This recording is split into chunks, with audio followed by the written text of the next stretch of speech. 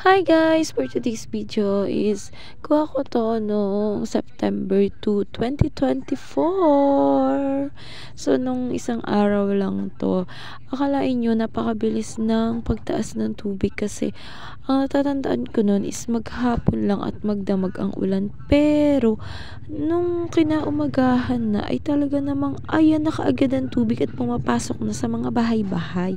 Sobrang bilis niya, alam nyo, napakataas ng baha ngayong 2024. So, ang daming nagreklamo lalo na sa Bulihan kasi nga napakataas talaga ng tubig, as in hanggang dibdib ang naging tubig doon, at ang daming nabahaan ng mga rep, mga freezer kasi nga hindi nila akalain na tataas ng ganun. Pati mga motor at tricycle maraming nabasa.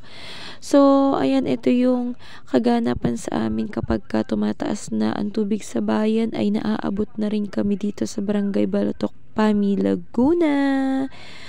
So, hindi na maiiwasan na ganito lagi ang senaryo. Basta kapag binaha na sa bayan ay babahain na rin kami.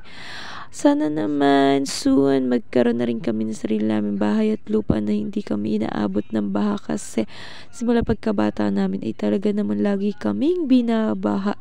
Simula nung nakatira kami sa Siniluan, kahit saan dyan, sa Pandenyo, sa Saudi, sa Asibida, lahat dyan is inaabot talaga ng baha. At dito rin sa Pami, ganun din ang senaryo.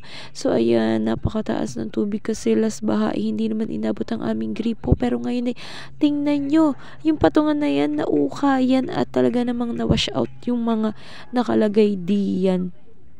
So, ayan, nagtambak na ako ng tubig dyan kasi nga para may gagamitin mamaya, kasi in case na hindi na makaigib sa aming gripo. So, ayun yung lutuan ng aking kapatid. Hindi na ako lumusong dyan kasi alam nyo kung bakit.